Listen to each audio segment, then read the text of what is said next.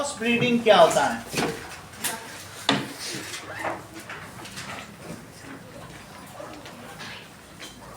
इसका मतलब है it is same as hybridization. Okay, that means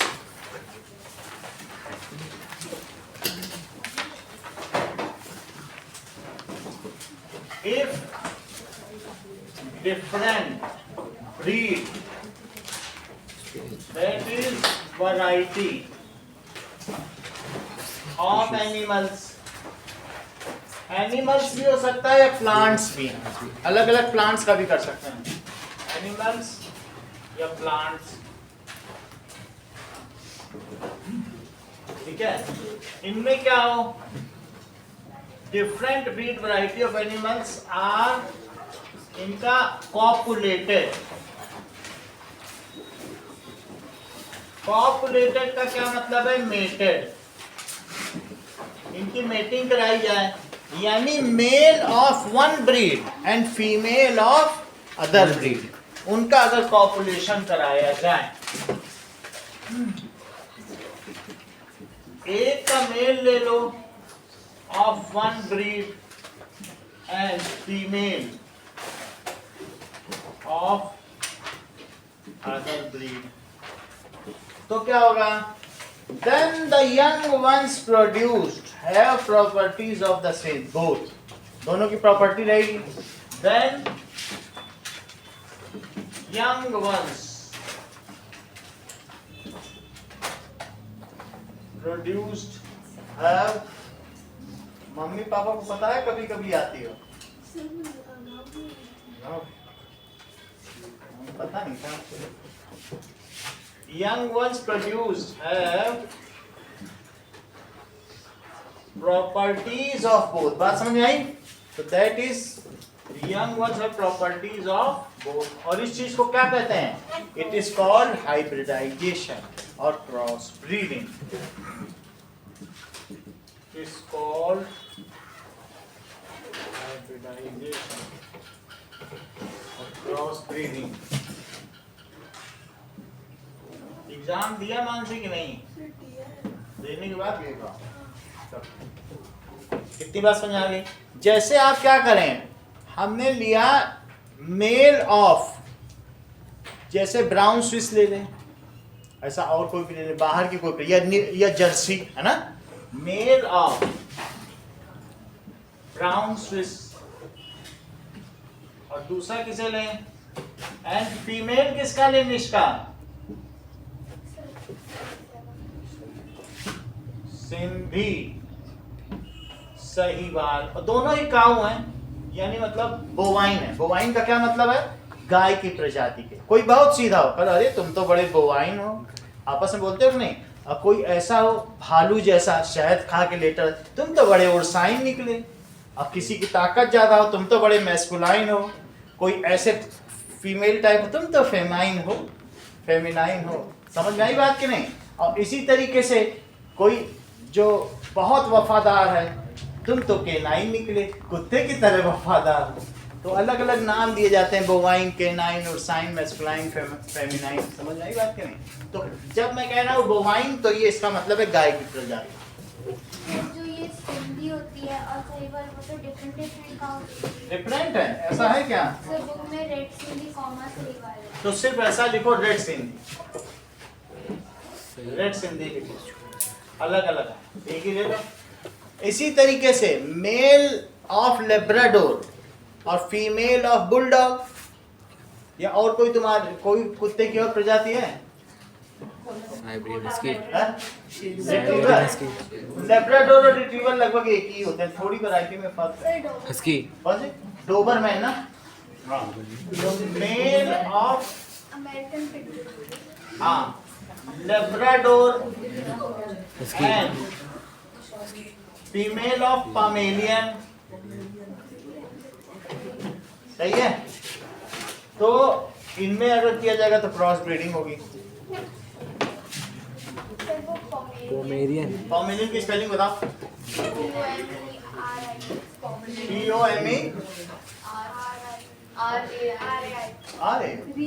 Pomeranian. Pomeranian.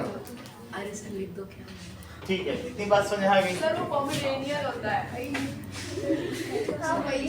देख लो, चलिए नाउ जो हम लोग कैटल फार्मिंग कर रहे हैं, there are some points which are kept in mind. हमें क्या क्या करना है, उनकी शेल्टर की देखभाल करनी है, टेम्परेचर एम्बियंट होना चाहिए, प्रॉपर होना चाहिए।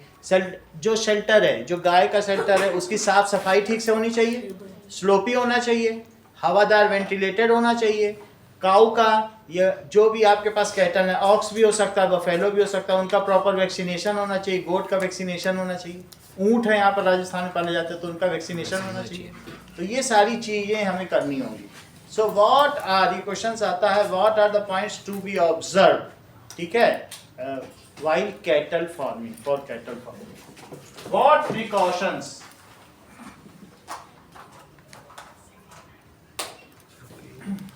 should be taken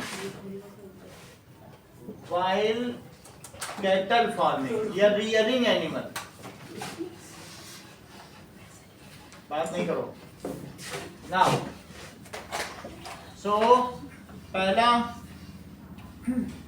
जो भी एनिमल्स हैं are kept in shaded shelter, उनको शेड में रखना।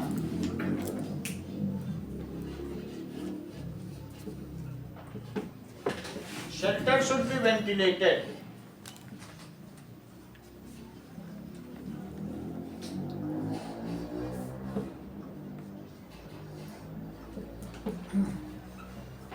जो भी फ्लोर है, फ्लोर शुड बी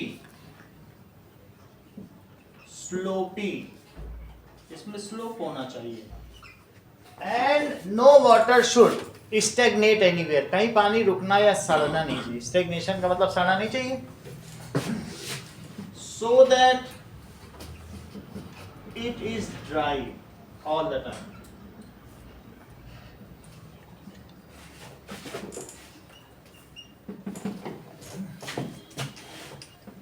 चौथा क्या होगा, that is cleaning and sanitation of cattle should be, क्या होगा, इसका देखभाल होना चाहिए।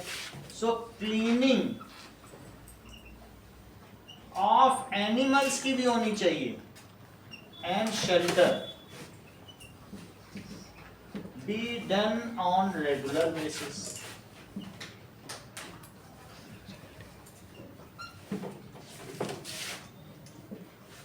If desired, then the animals are to be vaccinated. उनको वैक्सीन दी जानी चाहिए, देनी पड़ती है। If desired, animals are to be vaccinated. Sixth, artificial insemination is preferred over natural insemination. उससे तुम्हारी आगे की ब्रीड और इनकम बढ़ती चली जाएगी। ऐसे गांव में ऐसे ही नहीं कि किसी भी बैल से करा दिया, ऐसा नहीं करना चाहिए। जो अच्छी ब्रीड हो बाहर से, और चीप भी पड़ता है। तो क्या है छठा point, artificial insemination should be preferred over natural insemination. Insemination का क्या मतलब है, जो मेल का सीमेन अगर फीमेल के अंदर डाला जाए तो वही इंसेमिनेशन है। लेकिन ये आर्टिफिशियल तरीके से भी हो सकता है, आनंद मेडिकल स्टोर से खरीद के भी हो सकता है, और अगर नेचुरली कराया जाए तो नेचुरल इंसेमिनेशन। तो नेचुरल पे हमें जाना चाहिए, वो conventional method. Insemination is preferred over naturally insemination. और कोई पॉइंट इसका बच रहा है क्या, और शेल्टर से संबंधित हवादार तो हो गया, और बताओ। फॉडर अच्छी क्वालिटी, हाँ, फॉडर अच्छी क्वालिटी का होना चाहिए। इसमें बुक में भी लिखा है, the cattle should be given the carbohydrate, protein and fibre in balance, जो बैलेंस फॉडर है ना। तो while giving fodder, the nutritional elements are to be kept in mind. Fodder should be of good quality. It should be of balanced diet, huh?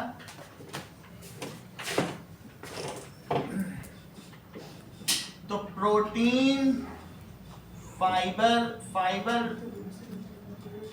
And carbohydrate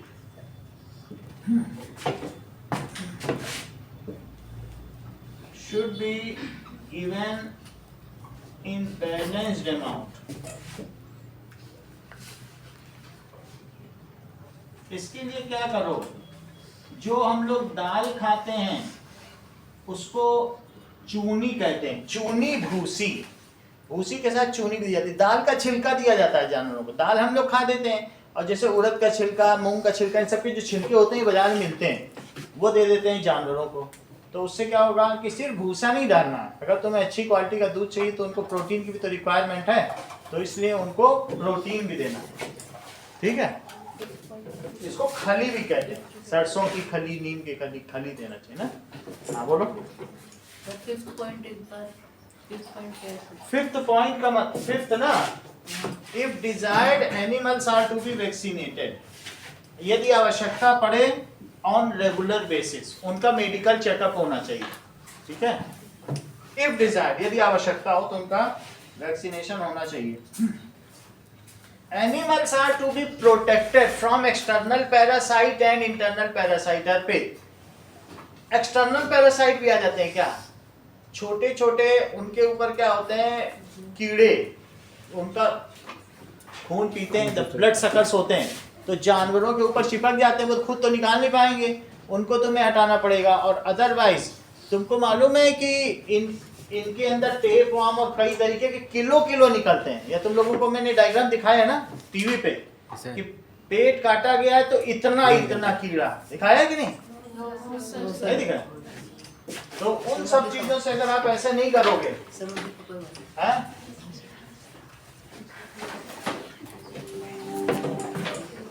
पैर से भी निकलते हैं हर तरफ से ना।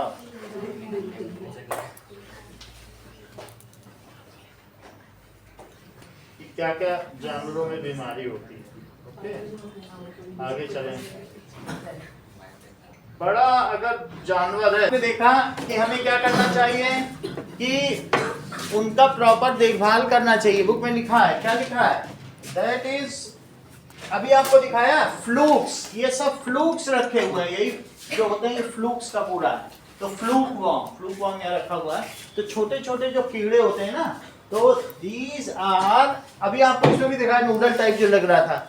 सो इसलिए animals are to be protected from internal parasite and external parasite, इन सबसे हमको बचाना चाहिए जानवरों को।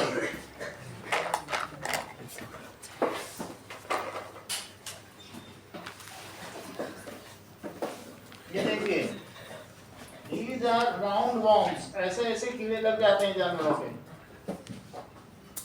राउंड वॉर्म्स, ऐसा कीड़ा। समझ में आई बात कि नहीं? ये ऐसा ही निकाला जा रहा था कि नहीं? ये हम लोगों में भी कॉमन बीमारी, हम लोगों को तो पापा 3 महीने में अल्बेंडाजोल ला के दे देते हैं, बेटा खा लो खीर खा के, और ये स्कूल में बढ़ जाती है। लेकिन जानवरों को कौन दे? जानवरों का इलाज हम लोग हर 3 महीने में लेके खा लेते हैं। जिसकी आंखें आधी खुली रहती हैं या फिर उसके मुंह से कुछ लार निकलती है सोते समय, तो समझो उसने 3 महीने में अल्बेंडाजोल नहीं खाई है, तो वो खा लेता है। पापा देख लेते थे बच्चे के तो लार निकल रही है, लग रहा खाया नहीं, लार यही होता है कि नहीं हम लोग? तो ये हम लोगों में जो है वही जानवरों में भी कॉमन है।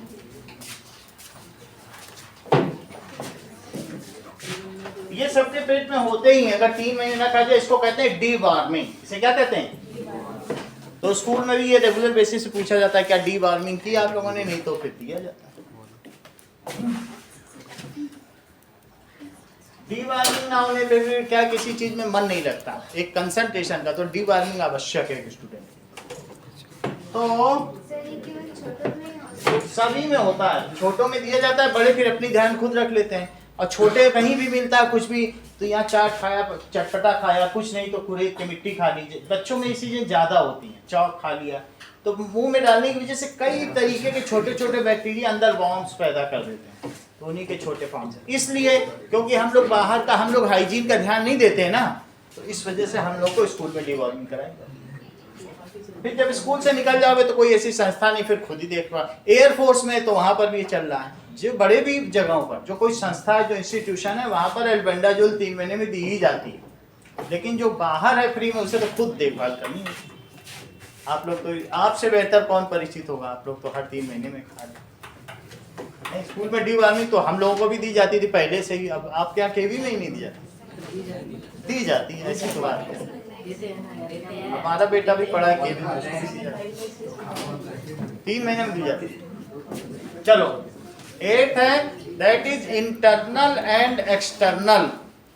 दैट इज हमें क्या करना चाहिए, animals are to be protected from सभी तरीके के पैरासाइट। देखो बुक में लिखा है,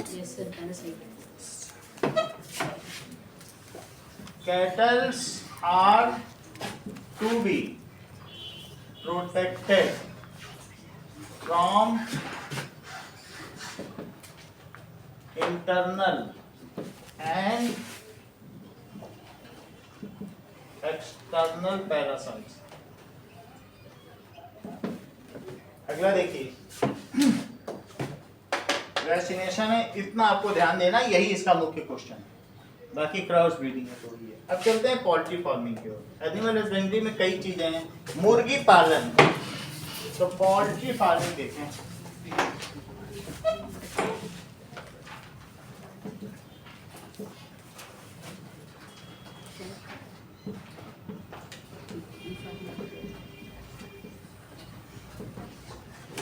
Poultry farming is done for egg production and chicken। 2 चीजों के लिए होता है, मीट के लिए भी होता है और एग के लिए। पोल्ट्री फार्मिंग किस वजह से होता है, is done either for egg production और मीट। जब मीट कहा जाए तो उसे चिकन कहते हैं, बाजार में किस नाम से लिखता है, चिकन। और मटन कह दें तो बकरे का है, चिकन कह दें तो इसका है, ठीक है। अब देखिए,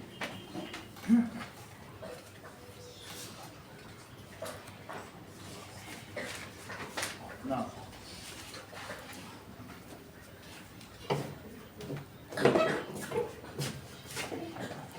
Poultry word came from poult, that means chicken। तो chicken इसी को कहते हैं, that is, और चूजों को chicks भी कहते हैं, तो उसी से ये वर्ड आया है chicken। Okay, now it includes ducks, geese, कुछ भी हो सकता है, इसमें कई चीजें आती हैं, क्योंकि पिजन भी आते हैं, पिजन भी पोल्ट्री फार्मिंग में आते हैं, क्योंकि कबूतर के भी अंडे लोग खाते हैं, डक्स के भी बड़े अंडे होते हैं, तो है ना, डक्स को भी खाते हैं। डक्स है, गीज, हंस का खाएंगे, तो दैट इज गीज, गूस और डक्स। समझ में आया कि नहीं? तो इट इंक्लूड, सिर्फ ये जो है मुर्गे को, हैन और कॉक को ही नहीं करता, बल्कि और क्या क्या चीजें आएंगी। इट इंक्लूड्स हैन, डक, गीज, हंस और पिजन, इन सभी को इंक्लूड करेगा। ओके, अब देखिए,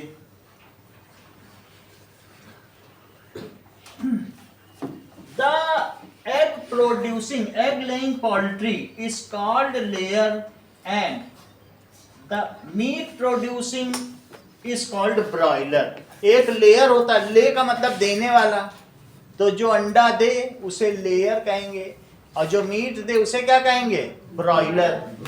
सो egg producing poultry is called, मतलब उसे क्या कहेंगे, एग जो प्रोड्यूस करेगी, तबीयत ठीक है, हाँ बोलो, लेयर, क्या कहेंगे, लेयर। और जो मीट प्रोड्यूसिंग होगी उसे क्या कहेंगे, पोल्ट्री इज कॉल्ड ब्रॉयलर, उसे क्या कहेंगे, broiler.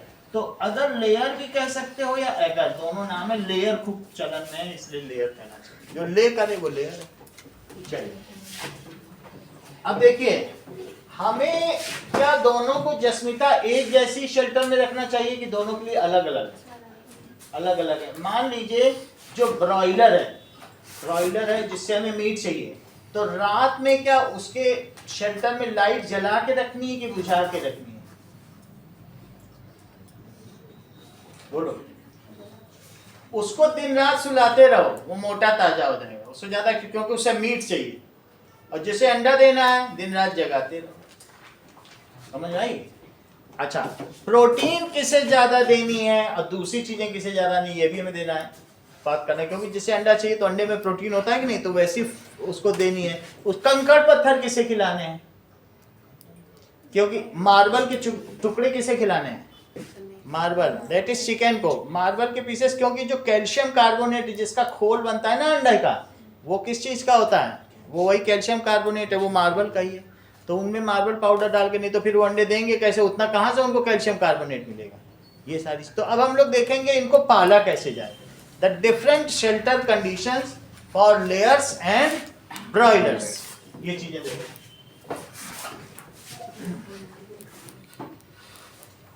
Now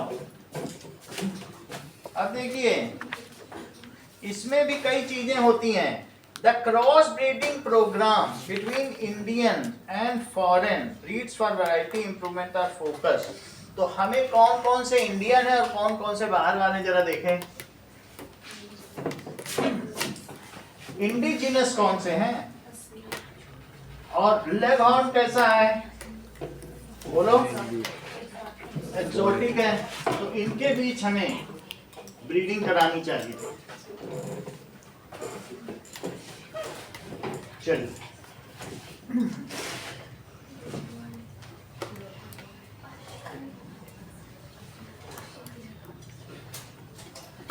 what are the desired traits, हमें कैसा डिजायर्ड ट्रेड्स चाहिए? क्या जो अंडे देने वाला है वो छोटा चाहिए कि बड़ा चाहिए? कैसा कैसा क्या क्या डिजायर? देखो 5-6 ट्रेड लिखे हैं, तो उससे देख के बताओ क्या क्या चाहिए।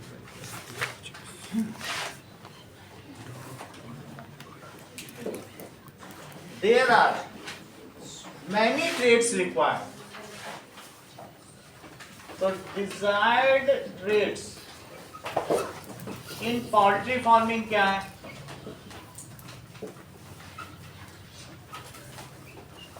ये सस्ता बिजनेस है, बहुत तेजी से चलता है।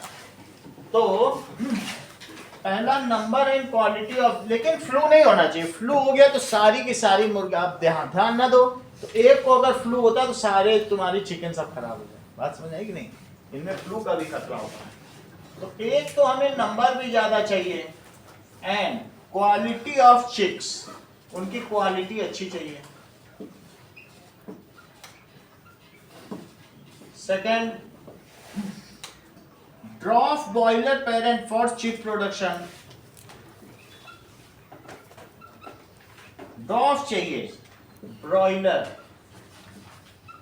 पेरेंट छोटा ही रहे तभी से बच्चे देना शुरू कर दे, तो बहुत सारे बच्चे हो जाए। बहुत बड़ा डॉफ पौना रहे, छोटा रहे, बच्चे देना शुरू। सर जो अंडे देने वाला होता है वो फीमेल ही होता है? हाँ फीमेल होगी। Number and quality of chicks है, तो ये केवल लेयर्स के लिए ब्रॉयलर्स के लिए? ये दोनों के लिए है। हमें जो चिक्स हैं दोनों में ही ज्यादा चाहिए। ब्रॉयलर तो भी ज्यादा ही चाहिए, तभी हमारा पैसा बढ़ेगा, और अगर उसमें भी है, ठीक है। अब इसमें कहा है ड्रॉप बॉयलर, हमें बहुत बड़ा नहीं करना है कि बहुत बड़ा हो तब बच्चा दे। थोड़ा प्रोटीन खाए, जरा सा हो जाए, 1.5 किलो का है तभी से बच्चे देने लगे। 5 किलो बन के बच्चे दे तो 5 किलो उसको अनाज खिलाते रहेंगे क्या? तो ड्रॉप रहे, बच्चे देना शुरू। ड्रॉप बॉयलर, ठीक है। पेरेंट, ऐसा पेरेंट हमें चाहिए फॉर कॉमर्शियल चिक प्रोडक्शन, तभी कॉमर्शियल है, उससे पैसा बनेगा।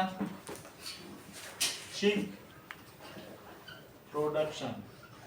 तीसरी चीज, that is summer adaptation capacity, tolerance to high temperature. इनमें टेम्परेचर का भी रहता है, टॉलरेंस होना चाहिए टू हाई टेम्परेचर।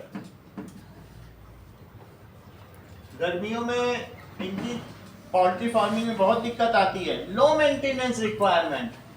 खाने में वो चीप चीजें खाए, दाल का छिलका ये सब चीजें खाए, और हमको 5 रुपए का अंडा दे। जरा सोचो, ऐसे प्रोटीन का डिब्बा लेने जाओगे जो 400 रुपए का मिलता है, तो चीपेस्ट प्रोटीन इंडिया में कौन सा अवेलेबल है जो गरीबों का प्रोटीन कहा जाता है? अंडा, 5 रुपए का। समझ में आई बात कि नहीं? उसी में हमने आपको बताया था अभी कुछ दिन पहले की न्यूज है, सीरिया में एक बूढ़ा आदमी था, उसको आर्थराइटिस था, वो अंडा लेने गया अपने पिताजी के लिए, तो अंडा उसको 500 रुपए का मिला, जो यहाँ 5 रुपए का मिलता है, और तब भी लाते समय उसके ऊपर बम गिर गया। ये न्यूज आई थी। तो एक अंडा मिला बहुत ढूंढने पर, वो सिर्फ एक अंडे से क्या होगा उसके पिता की हड्डियों में, लेकिन उसने सोचा एक ही दे दो, वो भी 500 में मिला, फिर भी मर ही गया। तो इंडिया में अब अगला क्वेश्चन, इंटेक्स्ट क्वेश्चन क्या दिखाया गया है कि द चीप, हमारे यहाँ चीप कन्वर्टिंग मशीन कौन सी है? ऐसी कौन सी मशीन है जो चीप प्रोटीन लेती है और हमको हाई क्वालिटी प्रोटीन देती है? उस मशीन का नाम बताओ। मुर्गी। मुर्गी में एक तरफ से चीप दाल और की चूनी भूसी डालते रहो, जो सबसे सस्ता है, कोई नहीं खा सकता, पाव अंडा। सही है बात कि नहीं? तो ये चीज है। तो इसमें क्या लिखा है देखो, लो मेंटेनेंस रिक्वायरमेंट, उसको ज्यादा मेंटेनेंस नहीं चाहिए। बोलो, अभी तबीयत आपकी ठीक नहीं लग रहा ना, कॉल करना।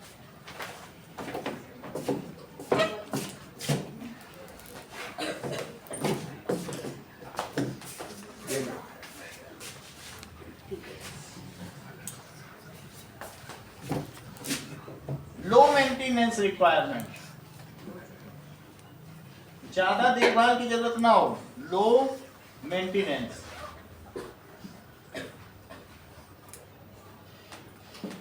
और जो reduction in size of egg laying bird with ability to utilise more fibrous diet formulated. और पांचवा कौन सा चाहिए? फॉर लेयर्स के लिए क्या होना चाहिए? रिडक्शन इन साइज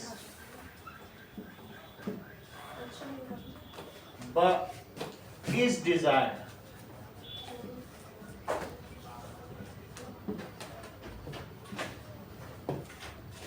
जो अंडे देने वाले हैं, ज्यादा बड़े होने की जरूरत नहीं है। छोटे हो, तुम्हें किस लिए बड़ा करना, तुमको तो अंडे देने हैं, तो इसलिए आपको थोड़े छोटे से ही वो अंडे देने लगे। Okay, reduction in size. अब इन दोनों में जरा डिफरेंस देखें। They should be able to take cheap input to give good output. Cheap input लें, दाल और कुछ भी दो खा लें, लिखा है बुक में। तो आखिरी point, these birds should take cheap input and produce high quality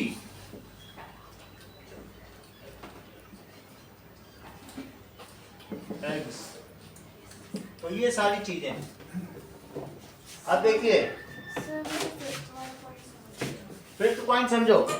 fifth point पे क्या है कि एक है कि मान लीजिए मुर्गी इतनी बड़ी हो जाए, तब अंडा दे, और एक है कि छोटे में ही अंडा देने लगे, तो तुम्हें कौन सा सही लग रहा है? क्योंकि इतना बड़ा किस लिए करना, उससे तो अंडा ही पाना है, अंडा तो 5 ही रुपए का बिकेगा। तो reduction in size of layers, layers बड़े नहीं करने, छोटे छोटे रहे, अंडे देते हैं, उनको कौन तौल में बेचना है। And they should take cheap intake, उनका क्या होना चाहिए? दाल की चूनी खाती रहे और अंडा देती रहे। इनपुट शुड बी चीपर, उसमें लिखा है बुक में, तो हमने ऐसे लिखा दिया। And output should be of high quality. सही है कि नहीं? चलिए नाउ आगे देखो, egg and broiler production, line by line पढ़ो उसमें जो लिखा है। तो कुछ और भी चीजें हैं, उन सभी चीजों को पढ़ेंगे। और क्रॉस ब्रीडिंग प्रोग्राम किसके किसके बीच किया जाना चाहिए? Cross breeding is done between indigenous, जो इंडियन हो हमारे यहाँ का, तो indigenous indigenous Aseel and exotic. Book में दिखाया गया है एक लेग हॉर्न है और असील कितनी छोटी छोटी हैं और लेग हॉर्न कितने बड़े बड़े हैं। तो leghorn, okay. Broiler chickens are fed with vitamin rich supplementary diet for good growth rate. जो ब्रॉयलर है उसमें विटामिन देंगे तो कोई बीमारी नहीं होगी और उसका रेट अच्छा होगा, ठीक है। And condition should be medium और dim light condition should be maintain, okay. तो जिससे वो सोते रहे, बढ़ते रहे। जब हम सोते हैं तब हमारी ग्रोथ ज्यादा होती है, जागने पे नहीं होती है। तो ब्रॉयलर चिकन्स को हमें कैसा करना है, अब इनका डिफरेंस भी लिखाएंगे, अलग अलग लिखो। Chicken is to be fed with vitamin rich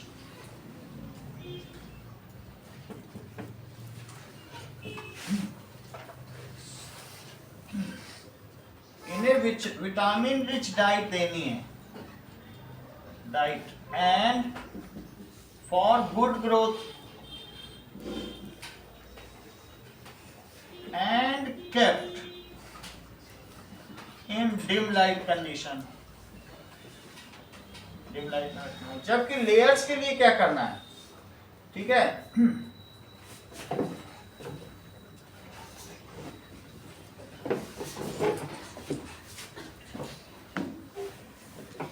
और इनको पर्याप्त मात्रा में इनके पंख अच्छे होने चाहिए। जो हम बेच रहे हैं चिकन ना, उनकी फेदरिंग क्वालिटी और जो कार्कसास क्वालिटी, उनके कंकाल। क्योंकि लोग क्या करते हैं, मुर्गे को बोटी के साथ खाना पसंद करते हैं, तो बोटी भी मोटी होनी चाहिए। बात समझ आई कि नहीं। तो बुक में लिखा है उनको क्या करना है, we should take proper care for their feathering. पंख अगर ऐसे बिखरे हुए होंगे, टूटे फूटे होंगे, तो कोई लेगा नहीं चिकन। तो इसलिए क्या देखना चाहिए कि फेदरिंग एंड कार्कसास क्वालिटी, उनका कंकाल ठीक रहे, तभी आप एक्सपोर्ट भी कर पाओगे। हाइजीनिक कंडीशन होना चाहिए। फॉर ब्रॉयलर क्या होना चाहिए, मरेंगे तो सब मर जाएंगे। लो मोर्टेलिटी रेट, कम मृत्यु दर होनी चाहिए, मरने नहीं चाहिए। Low mortality rate, good feather quality, उनका जो इनका मोर्टेलिटी रेट कम क्यों होना चाहिए? क्वालिटी, बर्ड फ्लू हो गया, सब मर गए, तो वैक्सीनेशन देते रहो, सब पूरा तुम्हें बिजनेस ही खराब हो गया, पोल्ट्री फार्मिंग में गुजर। ब्रॉयलर्स को तो एट लास्ट मरना ही होता है। मरना होता है, लेकिन अगर किसी एक को बीमारी पड़ी तो आपको मालूम है 10-10 ट्रक ब्रॉयलर को गड्ढे में दबाया जाता है। फ्लू होता है, एक दो नहीं, पर्पसली की इससे इसको दबा के अच्छे से मिट्टी से दबाया जाता है जिंदा को। अगर केक को भी हो गया तो पूरी लॉट दबानी पड़ती। तो इसीलिए बात समझ में आई। कई बार हो चुका है हम लोग के सामने भी, इंडिया में भी हो चुका है, तो ऐसा किया गया। तो लो मोर्टेलिटी रेट का मतलब है उनको वैक्सीनेशन दो, नहीं तो नुकसान तुम्ही को है। जो पोल्ट्री चला रहा वही तो उसका खाना पीना। तो लो मोर्टेलिटी रेट का मतलब है उन अपनी मौत ये थोड़ी ना मरते हैं, इनको तो खाया जाता है ना। Low mortality rate, good feather quality, और क्या कहा गया है, that is hygienic condition of housing, yes, control of disease from pest. इनकी हाइजीनिक कंडीशन होनी चाहिए of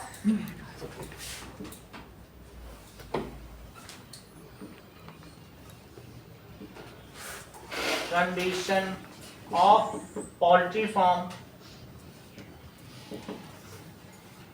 is to be maintained.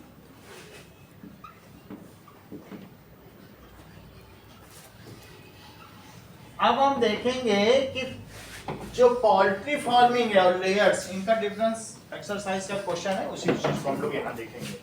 That is layers और बॉयलर्स में क्या कंपैरिजन है, compare between layers and boilers.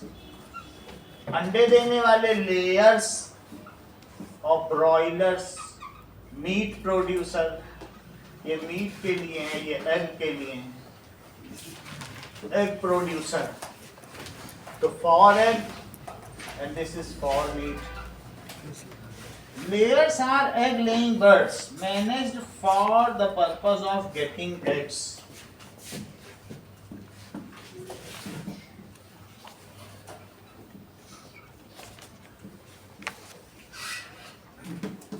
Laying. And इनका क्या करना है? ठीक है, मैनेज्ड फॉर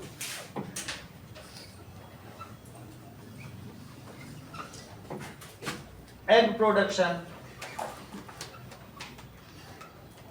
वास्तव में जो लेयर्स हैं उसमें भी हम लोग कहते हैं भाई मुर्गी का अंडा खाया फिर मुर्गे की टांग खाई। तो जो मुर्गा है, जो मेल है, उसकी तो टांग ही खानी पड़ेगी, और जो मुर्गी होगी उसका अंडा खाना पड़ेगा। तो जो फीमेल है उनसे आप 210 दिन तक लेयरिंग कराओ, फिर उसके बाद उसे ब्रॉयलर में भेज दो। उनका पीरियड है अंडे देने का। जैसे हम लोगों में भी क्या होता है कि मीनार्की एंड मीनापॉज होता है, वैसे इनमें भी। तो एक ऐसा समय तो आएगा ना जब मुर्गी अंडा देना बंद कर देगी, तब आप चाहे उसको डिस्पोज कर दो। सही है कि नहीं? अदरवाइज उससे अंडा देते रहो। फिर भी दोनों में अंतर है। तो ये एग लेइंग है, वो सब अभी हम दिखाएंगे। Broilers are maintained for getting meet.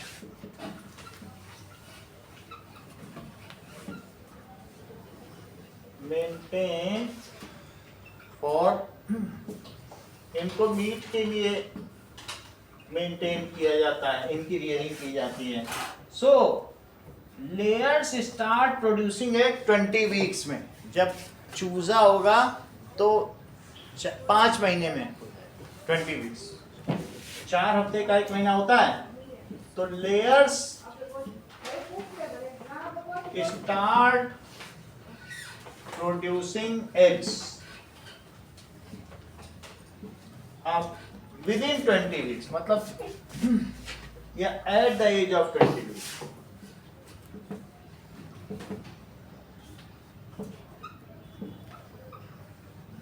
जबकि ब्रॉयलर कितने दिन में तैयार होगा? These are raised 6 to 7 weeks. These are raised 6 to 7 weeks। 1.5 महीने इनको पैदा करो चूजा से, फिर 1.5 महीने होते ही इनको बाजार में बेच दो। किलो के भाव में 150-200 रुपए किलो बिकेगा। And send to market. Next is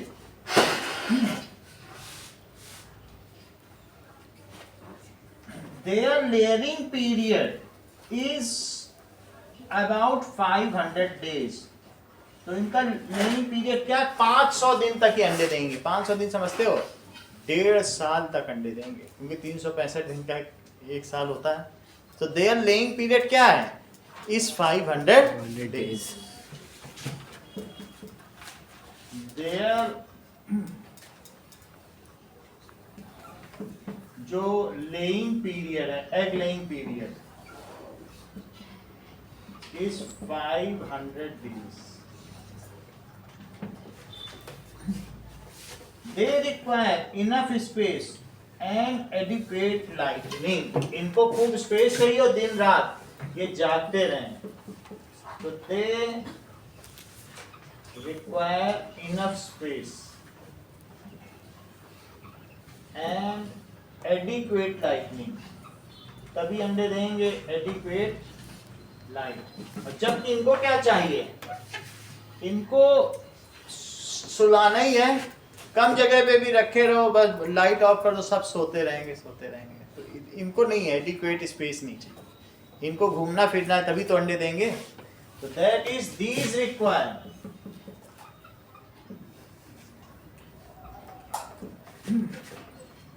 condition to grow fast, dim light and condition to grow fast.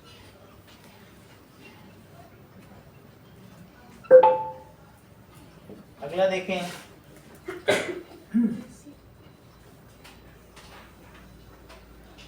इनमें क्या देना है? Diet should be protein and vitamin A rich. इनको विटामिन ए बहुत सारा देना।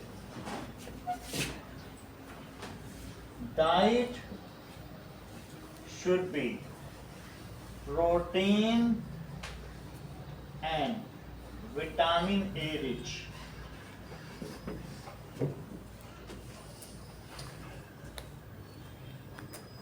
और इनमें क्या करना है? सिर्फ ब्रॉयलर्स का बुक में लिखा है विटामिन ए और के भी लिखो, विटामिन ए एंड के रिच। जबकि इनको सब कुछ देना है, इनको प्रोटीन, कार्बोहाइड्रेट, माइक्रोन्यूट्रिएंट सब कुछ देना है, मिनरल्स। तो डाइट शुड इंक्लूड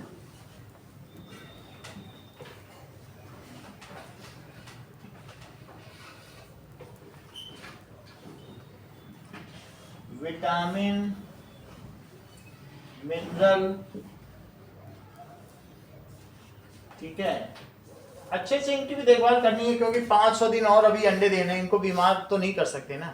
तो विटामिन, मिनरल और इसके अलावा माइक्रोन्यूट्रिएंट्स सब कुछ देना है।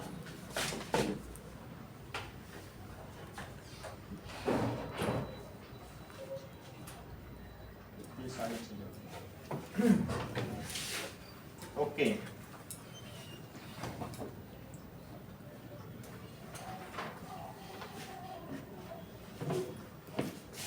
लेग हॉर्न 2 किलो 700 ग्राम का होता है उसका मुर्गा, और मुर्गी 2 किलो की होती है।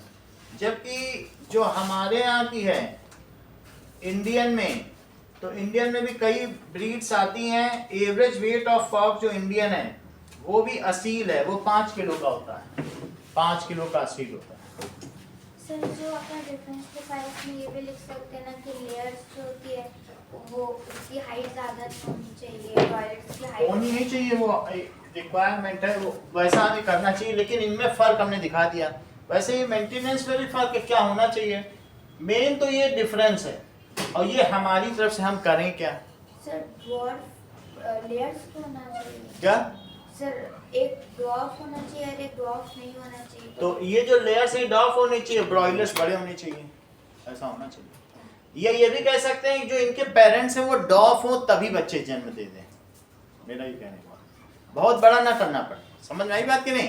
द डॉफ, वहां पहले भी हमने लिखा था dwarf broilers should give birth to babies, chicks, है ना, उसका ज्यादा इशू नहीं। अब अगला देखिए, नेक्स्ट इज, इसका यही क्वेश्चन इंपॉर्टेंट है, लेयर्स और ब्रॉयलर पे जाता है और कोई नहीं है। अच्छा, इसका क्वेश्चन देखो, इंटेक्स्ट क्वेश्चन क्या कह रहा है। Discuss the implication of the following statement. It is interesting to note that poultry is the most efficient converter. अब दाल का छिलका तो कोई खाएगा नहीं, लेकिन अगर दाल के छिलके से एग बना दिया जाए तो लोग उसका केक भी खाएंगे, उसकी पेस्ट्री भी खाएंगे और अंडा भी खाएंगे। तो इससे क्या पता चलता है कि it is a very efficient converter of low protein to high quality protein. तो पोल्ट्री फार्मिंग क्या एक ऐसा बिजनेस है इंडिया में जो ये काम कर रहा है। नाउ इनटू हाई, और अंडे में सारे प्रोटीन्स होते हैं, जो भी सारे विटामिन होते हैं, सारे विटामिन होते हैं, प्रोटीन भी होगा, इसी के अलावा मैग्नीशियम भी होगा, और भी चीजें होती हैं, कैल्शियम भी होता है। जो चीजें चाहिए जो मिल्क में है वही अंडे में। तो इसलिए लिखें इंटेक्स्ट क्वेश्चन का answer.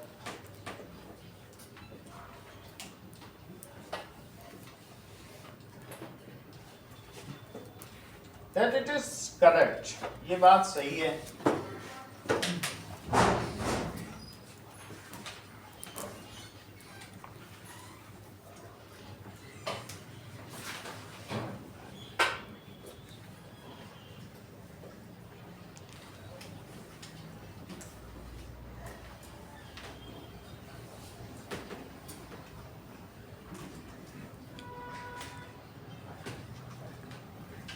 Now, poultry birds utilized agricultural produce.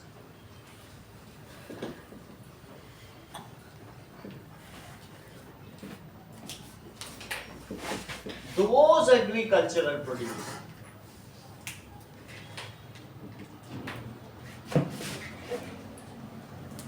Which are unfit for human consumption.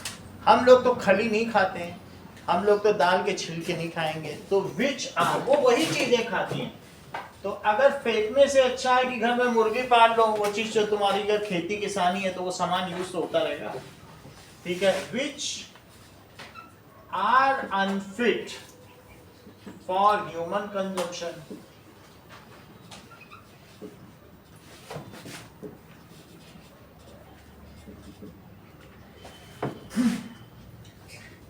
Okay. In return, they give us eggs.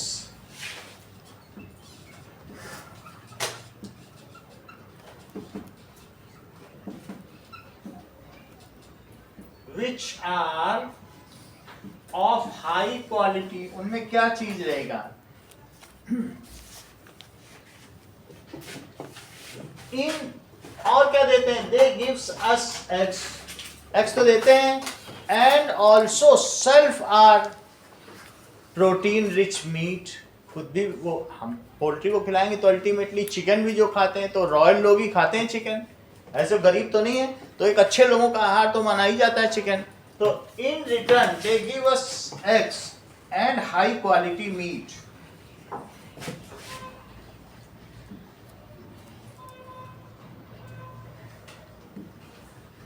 तो ये सारी बातें पोल्ट्री प्रोडक्शन में थी। अब आगे की बात देखें। Now what management practices are common in dairy and poultry farming. क्या इन दोनों में कोई चीजें कॉमन है? तो that is in text question फिर से देखिए अगला।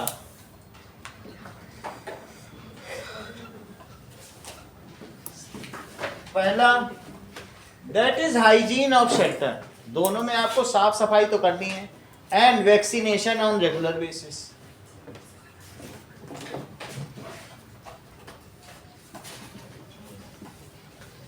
ऑफ शेल्टर, हाइजीन का ध्यान रखना। हाइजीन की स्पेलिंग यही ठीक है कि EIN होगा?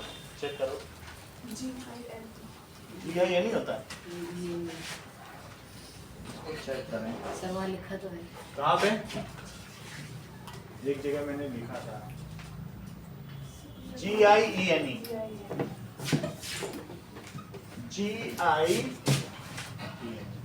हाइजीन ऑफ किसका? जो भी कैटल हो या दोनों की हाइजीन का हमें ध्यान रखना है।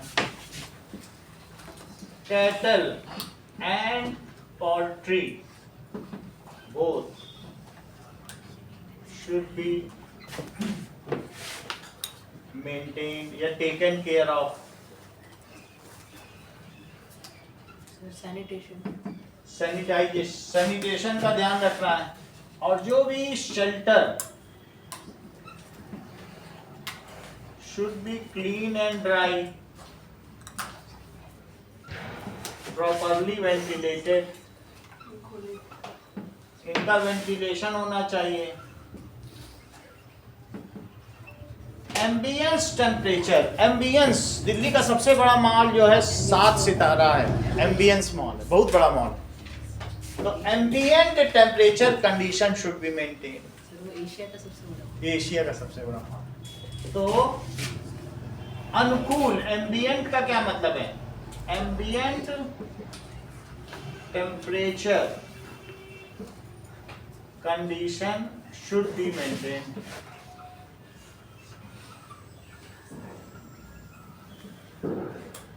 Vaccination is done on regular basis. ये सारी बातें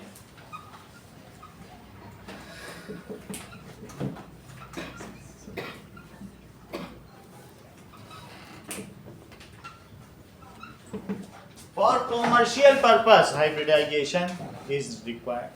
हाइब्रिडाइजेशन दोनों में ही करना पड़ेगा। पोल्ट्री में भी होता है।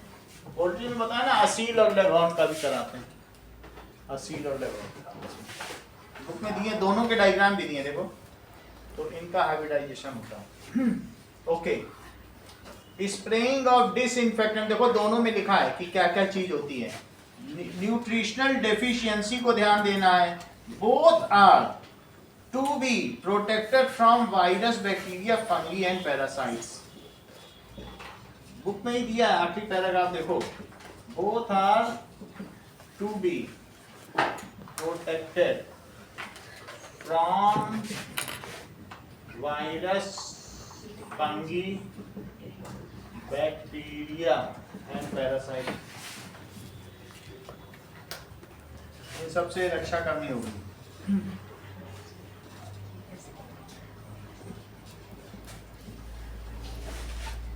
Okay. Fish production.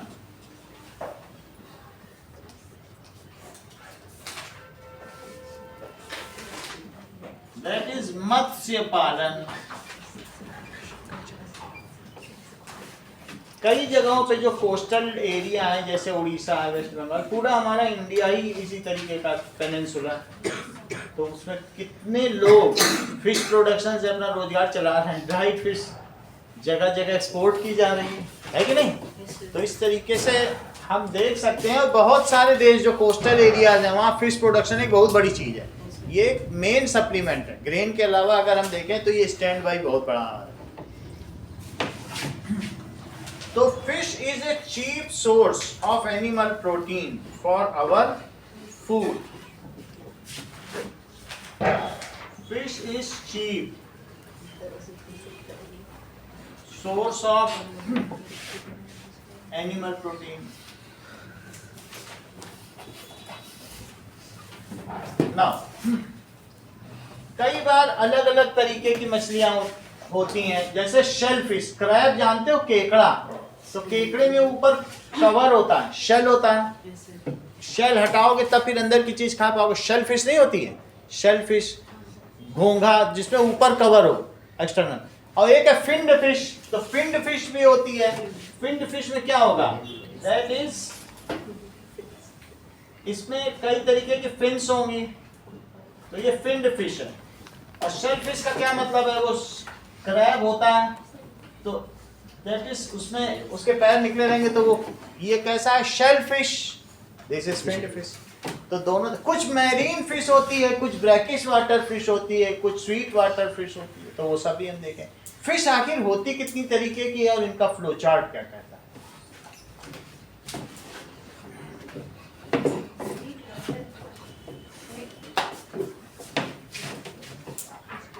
Now,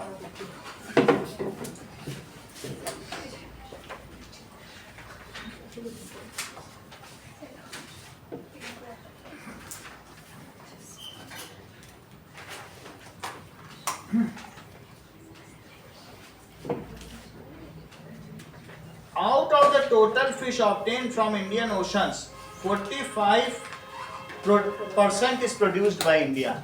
पूरी दुनिया में जितनी फिश प्रोड्यूस होती है उनमें से 45% इंडिया ही प्रोड्यूस. टोटल फिश प्रोडक्शन जो भी हो रहा है,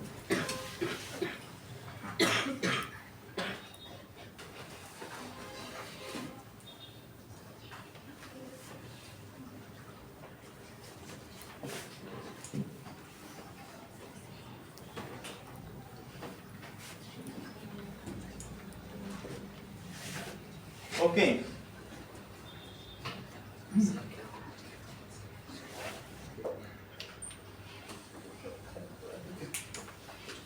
There are some type of fisheries. Fin fishery. फिर इसका फ्लो चार्ट बताएंगे. पहले लिखो fin fishery. That is, it is capture, management and exploitation of cartilaginous and bony fish. जो ऊपर कार्टिलेज होता है, फिश के ऊपर एक स्केल होता है, चाकू से छील छील के साफ करते हैं. जैसे ये हम लोग का कार्टिलेज है, ये सब कार्टिलेज है. ऐसे फिश के ऊपर भी एक सॉफ्ट बोन टाइप होता है. तो जो उनका प्रोडक्शन करना, उनका मैनेजमेंट करना, उनका स्टोरेज करना और एक्सपोर्ट करना, ये सब फिन फिशरी करना था. तो किन मछलियों का? कार्टिलेजिनियस फिश का. किसका? कार्टिलेजिनियस. तो इट इज प्रोडक्शन. क्या तुम्हारे बुक में कार्टिलेजिनियस मछली बनी हुई है? जैसे रोहू देखो, और कौन सी है? कटला, मृगाल, और कौन सी है? बोलो कौन कौन सी बता. Silver carp, common carp, grass carp, silver carp, ये सब है fin fish. Yes sir.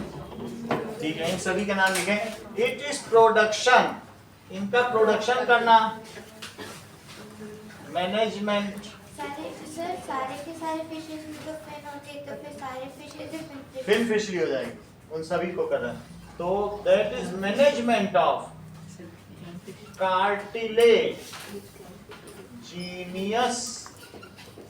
Fish. ठीक है, अब देखो इसमें कौन कौन सी दी हैं जो फिन फिशरी हैं, उन सभी का नाम लिख लो।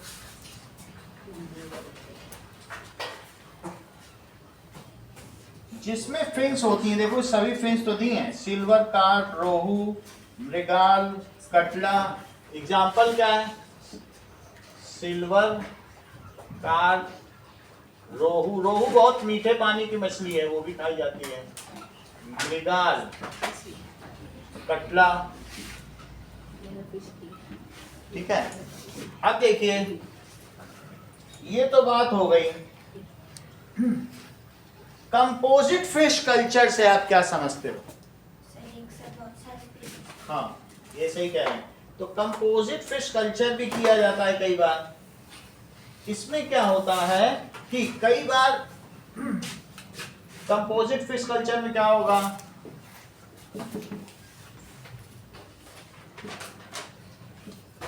अगर आपने घर में ही पॉन्ड बना लिया है और उसमें मछलियां डाल रहे हैं और सभी सरफेस वाली रखी हैं, तो फिर वो आपस में एक दूसरे से स्पेस के लिए, मेटिंग के लिए, फूड के लिए आपस में एक दूसरे से झगड़ा करेंगी और अपनी एनर्जी वेस्ट करेंगी।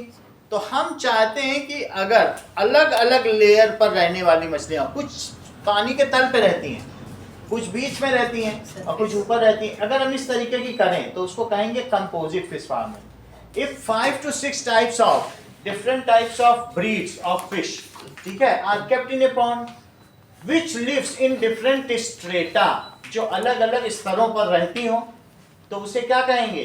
जैसे कैरम, कैरम वर्ड याद रखो, कटला ऊपर रहेगी, रोहू बीच में रहेगी और मृगाल नीचे। तो आप कटला डाल दो, रोहू डाल दो, मृगाल, सब अलग अलग तल पे मजा करती रहेंगी, अब कोई किसी से कम्पीट ही नहीं करेगी। सही है? इस चीज को या तुम 2 महीने के लिए तुमने धान उगाया, पानी भरते हो, उसी में मछली छोड़ दो, उधर चावल उगाओ, मछली के साथ खाओ। सही, ये बंगाल में खूब हो रहा है। इसको भी कंपोजिट, दो चीज पा लेते हैं, उसी पानी में मछली भी ले ली, उसी पानी में चावल उगा लिया। सर कोस्ट पे होना जरूरी नहीं है? जरूरी तो नहीं है।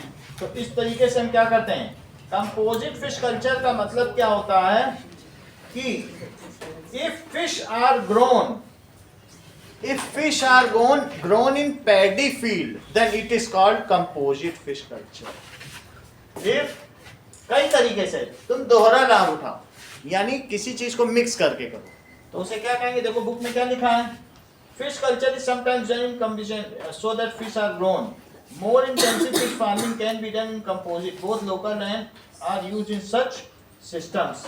इन सच ए सिस्टम, वैसे तो लिखा नहीं है, उन्होंने दूसरा ही लिखा है composite fish culture. If 5 to 6 species of fish are kept in a pond such that different fish live at different strata, then such kind of fishery is called composite fishery. ऐसा बुक में लिखा, ठीक है? If 5 to 6 different types of fish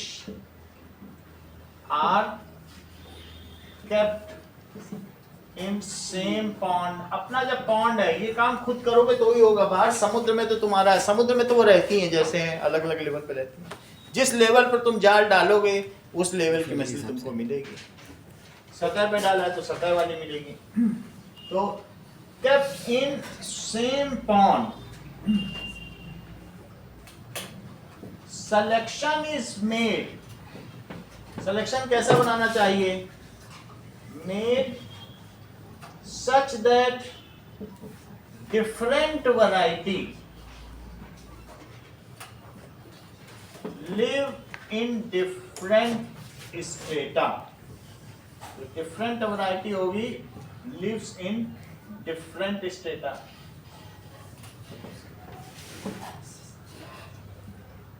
अलग अलग तल पर, जैसे बुक में दिया है कौन कौन से कटलस आर सरफेस फीडर, से पानी है तो जो सरफेस पर रहती वो कौन सी है?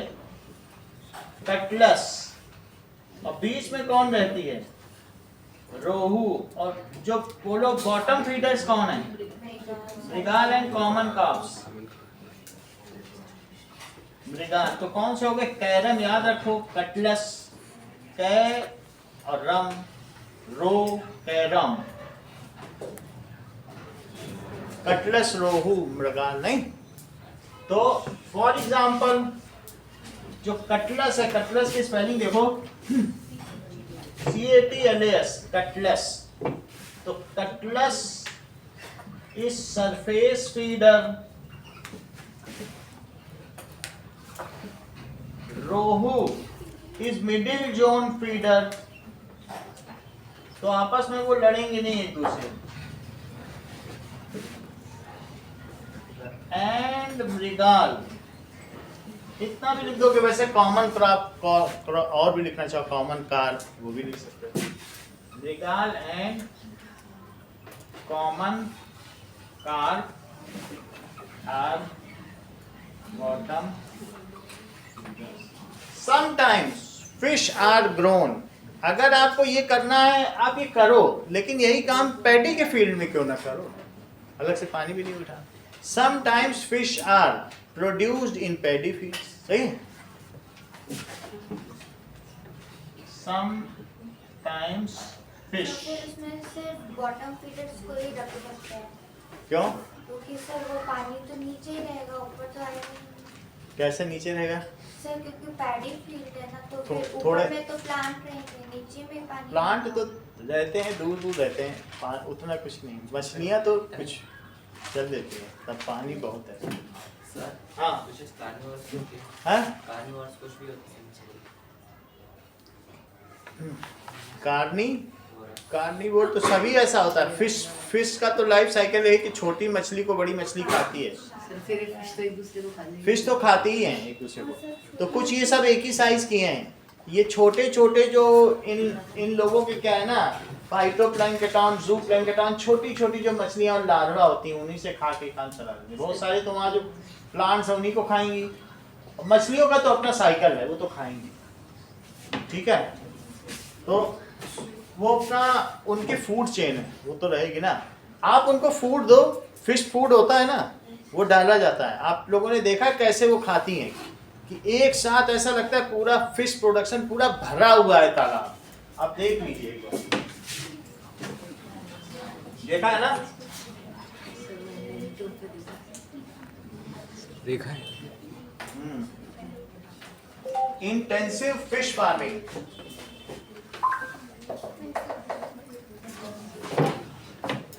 ओके, तो sometimes fish are produced in paddy fields.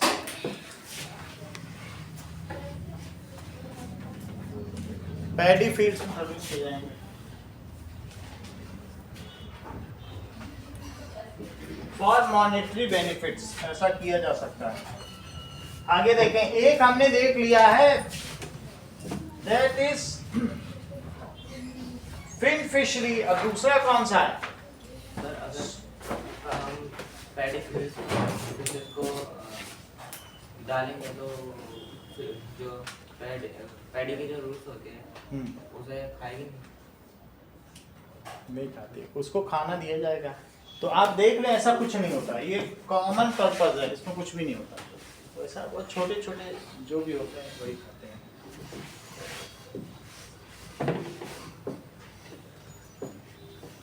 ऐसे केस में आप बॉटम फीडर्स मत डालो, सरफेस फीडर्स डालो, तो सरफेस के ऊपर जो लार्वा रहा वही खाता है। Now other is shell fishery. Shell fishery क्या है? फिश फार्मिंग कई तरीके की होती है। देखो, that is fish farming on basis of fish. कितने तरीके की होती है? एक है फिन फिशरी और दूसरा दैट इज शेल फिशरी। दो है। दूसरा क्या है? On basis of water, type of water. तो वो कौन कौन से होता है? देखो, on basis of mode of obtaining, आप पाते कहां से हो? दो तरीके हो सकती हैं, एक कैप्चर फिशरी, एक कल्चर फिशरी। मान लो तुमने कल्चर किया, ये कल्चर फिशरी, और एक समुद्र में गए, जाल डाल के पकड़ लाए, कहीं कुछ कर ही नहीं, बस जाल है तुम्हारे पास, मछली पकड़ते हो बेचते हो, ये कैप्चर फिशरी है, ये कल्चर है। वो हम अलग देखेंगे, ऑन टाइप ऑफ वाटर। फिर तीसरा है ये कि तुम पा कैसे रहे हो, अपने पॉन्ड से पा रहे हो कि जाके समुद्र में या नदी में कहीं पकड़ रहे हो। अगर पकड़ रहे हो तो तुम फिर कैसे हो, या तो कल्चर फिशरी करोगे या फिर क्या करोगे, कैप्चर फिशरी। बात समझ में आ गई? सर फिर वो फिश प्रोडक्शन थोड़ी हुआ, कुछ भी है, ये सब फिश प्रोडक्शन है। तुमने मछली कहीं से भी पकड़ ली है, फिश प्रोडक्शन ऐसे ही है, ठीक है। That is capture fishery. China ने अपने 2 शिप खड़े कर दिए, बोले हमें यहाँ किराए के लिए जगह चाहिए, और वो पाकिस्तान में खड़े कर दिए, बोले कि ये तो तुमने हमारा इतना कर्जा लिया है। और उसने क्या किया, अपने बड़े बड़े जहाज खड़े कर दिए, उसमें से इतनी बोट उतार ली और जितना भी उसका समुद्र है सारी मछलियां पकड़ के ले गया, वहां के मछुआरे भूखे मर रहे हैं। इतना चालाक है, बहाने से उसने शिप खड़ी की, उसने बताया नहीं हम मछली पकड़ने आए हैं, और सब ले जाके अपने लोगों को वहां सी रूट से ले जा खिला रहा, और वो अब ले ही नहीं, हटा ही नहीं रहा अपने जहाज, कहता मेरा कर्जा वापस करो तो हटाएंगे। तो ये कैप्चर फिशरी, फिश प्रोडक्शन है, उस कर रहा है समुद्र से। और दूसरा क्या है, कल्चर फिशरी, कैप्चर फिशरी, इन सब का भी देखेंगे। और तीसरा क्या है, ऑन द बेसिस ऑफ, ठीक है, सोर्स ऑफ वाटर, तुम कहां से लेते हो, on the basis of source of water. अब पानी मीठा पानी है कि समुद्र का पानी है, ब्रैकिश वाटर आप लोग जानते हो। मैरीन फिशरी, एक तो जाके समुद्र में करो, और कभी कभी ऐसे देखा है, ये पानी है यहाँ भर जाए, इसको ब्रैकिश वाटर, पानी भर जाए यहाँ सब अंदर तक चला, तो वो रुका है तो बहुत साल्टी वाटर होगा, हाँ एस्चुरीज हो जाए। जो गल्फ होता है वो गल्फ कंट्रीज में भी ऐसे ही भरा हुआ पानी बीच में, ठीक है कि नहीं। तो अब देखिए, एक मैरीन फिशरी है, दूसरा फ्रेश वाटर, जो हमारा ड्रेनेज सिस्टम है, गंगा यमुना तापी, इन सब से करो, तो that is fresh water. Rohu fresh water की पसंद की जाती है, फ्रेश वाटर। और तीसरी कौन सी है, brackish water fishery, slightly salty बोला गया है, दैट इज एस्चुअरीज। एस्चुअरीज होता है जो पानी अंदर रह जाता है ना, उसे एस्चुअरी कहते हैं, दैट इज, इसे एस्चुअरी कहेंगे। That is brackish water fishery. तो अभी आपको शेल फिशरी की अगर बात की जाए, इसमें रोहू हो गई, इसमें शेल वाली कोई कर दो, जैसे क्रैब, और ये हो सकता है ये जो प्रॉन है, झींगा मछली, ये भी शेल वाली है ना, प्रॉन का शेल होता है। हाँ होता। तो इस तरीके से ये लास्ट वाली प्रॉन, सबसे लास्ट वाली ना, दैट इज झींगा मछली। सैल्मन फिश कौन सी होती है? अभी बता देंगे। एक तो क्रैब हो गई, इसमें कौन सी हो गई, रोहू। अभी और नाम देख लेते हैं, कौन सी, लॉबस्टर होती है क्या, जैसे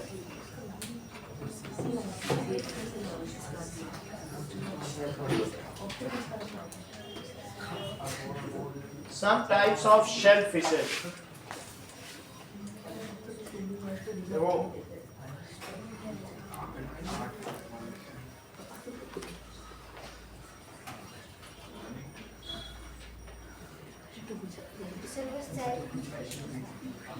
ये बता देगा, शर्क फिशेज है, कोई बात नहीं, दैट इज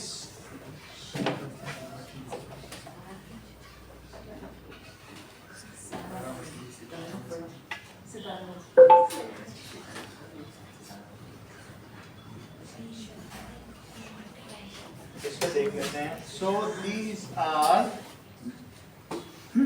ऑक्टोपस हो सकता है, ओके, लॉबस्टर हो सकता है, कई तरीके के, प्रॉन्स भी हो सकता है, सब नाम दिए हैं। प्रॉन्स यहाँ दिया है, ऑक्टोपस देखो, ऑक्टोपस का जो ऊपर का उठा हुआ पोर्शन रहता है उसमें यह हार्ड रहता है। ऑक्टोपस, लॉबस्टर, ये देख लीजिए, ये अलग अलग तरीके से हैं। चाइना में ऑक्टोपस बहुत पसंद किया जाता है। हाँ, ईटिंग लाइव ऑक्टोपस चाइना में खाते हैं। ये देखो खा रही है, Some viewers will find this video disturbing. खाते खाते Viewers' उसी में discretion चिपकाएंगे is यार। advised. What you see in the video तो इसको ये लोग लाइव ऑक्टोपस खाते हैं। सर वो तो स्क्विड है। ना हाँ, स्क्विड। ये देखो,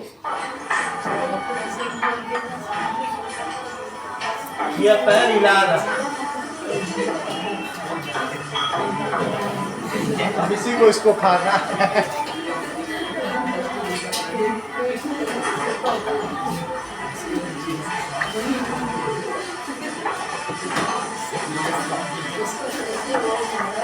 सबसे ज्यादा दिमाग वाला यही होता है। अगर इसको ढक्कन में बंद कर दो, ये घुमा घुमा के ढक्कन खोल देगा। बहुत माइंडेड करता है।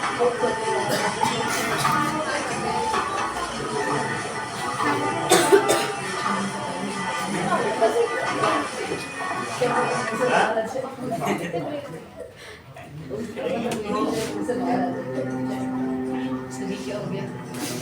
उतना ही दिखाया। ठीक है, तो इसको ये लोग ऐसे ही खाते हैं बस। ये देखो,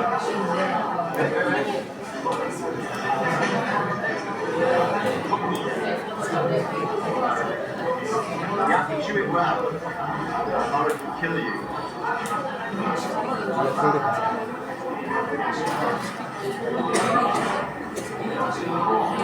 ओके, इतनी बात हो गई। अब आपको ये पता चल गया कि ये सब रोहू, कटलस, मृगाल, ये इसमें हो गई, शेल फिश में लॉबस्टर इन्होंने बता दिया, क्रैब हो गई, ऑयस्टर। झींगा है, ऑयस्टर। ऑयस्टर भी होती है। ऑयस्टर में उसमें से मोती भी निकलते हैं और उसके अंदर का जो फ्लैश है वो खा जाता है। देखा है, बहुत बड़े बड़े होते हैं, ऐसे खोल करके। यानी सीप वाला जो होता है, सही है। बड़ी बड़े हमने दिखाया भी थे। इस बार मैं कहलाना गया था तो इतने बड़े बड़े ऑयस्टर लेके आया था, मेरे पास अभी रखे। आप लोगों को दिखाया होगा, नहीं दिखाया? तो उसमें क्या होता है कि बहुत सारा फ्लैश भी रहता है।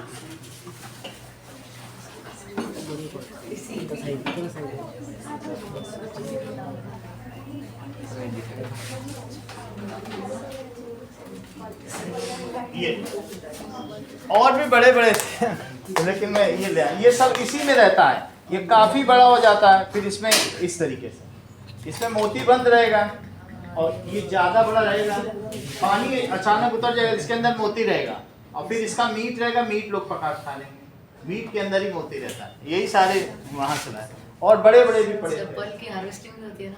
समझ में आ गया कि नहीं? ऑयस्टर तो देखा होगा ना कैसे इनसे निकाला जाता है, वीडियो देखा है? पल की हार्वेस्टिंग। हैं? पल की इसमें सॉस भी बनाया जाता है। ये देखो, पाल obtaining pearl from oyster. Oyster में से देखो कैसे ये निकाले जा रहे हैं। लगी दिखाते हैं। ये देखो, You can get one off for the year, maybe. ये देखो वही चीज है जो मैं दिखा रहा था। ये sir same. Can you open? अब इसमें से ये निकाल देगा, मीट खा लेगा, मोती बेच देगा। फ्रेश होता है हैं? जहाँ पे पानी कीचड़ है बस यहाँ पड़ी रहते हैं। बट सर फिर इसको on the basis of fish में इसको सेल फिश कैसे शैल है, ऊपर देखो, बट इस सर ये फिश तो नहीं फिश है, फिश की कैटेगरी। फिश में मोलस्का, ये मोलस्का की कैटेगरी शेल फिश की है पूरी। ये पूरा मोलस्का, ये पूरा इसमें ही है। देखो, इसे यूनियो भी कहते हैं।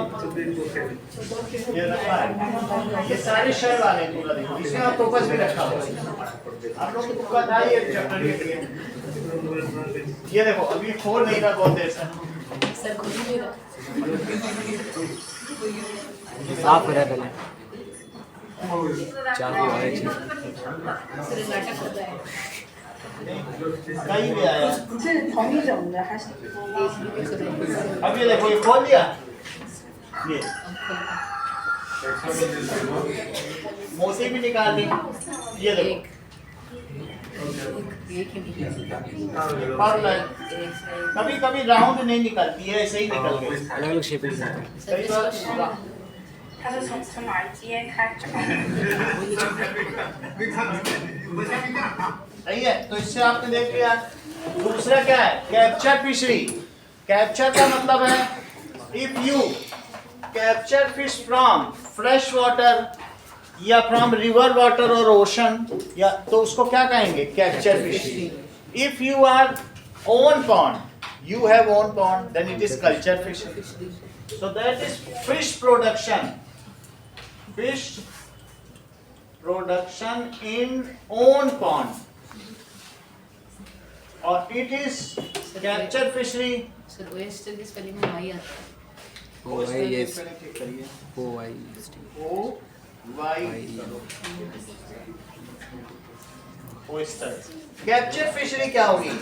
कैप्चर फिशरी का मतलब है कि भाई मैकेनाइज्ड फिशिंग बोट, तुम्हारे पास फिशिंग बोट होनी चाहिए, then you can go anywhere and fish, ठीक है कि नहीं? Bye boats. मैराइन वाटर का क्या मतलब है कि फ्रॉम ओशन एंड सीज, तुम्हारे आसपास अरेबियन सी है, बे ऑफ बंगाल है, फिर चले जाओ हिंद महासागर, इंडियन ओशन, ओशन में निकल गया, अटलांटिक ओशन, तो ओशन से भी कर सकते हो और सी से भी कर सकते हो। कंट्रीज के बगल में सी होता है, रेड सी, मेडिटेरियन सी, और दूर निकल गए तो ओशन हो जाता है, सही है? तो इट इज फ्रॉम, बात नहीं करो, ओशन एंड सी। ये क्या होता है? फ्रॉम रिवर, ये किस में से निकाली जाएंगी? फ्रॉम रिवर और फ्रॉम एस्चुअरी। एस्चुअरी में स्लाइटली सॉल्टी वाटर, ये मोर सॉल्टी है और ये कैसा है? Slightly salty. बाकी इसके बारे में अगली क्लास में बताया जाएगा।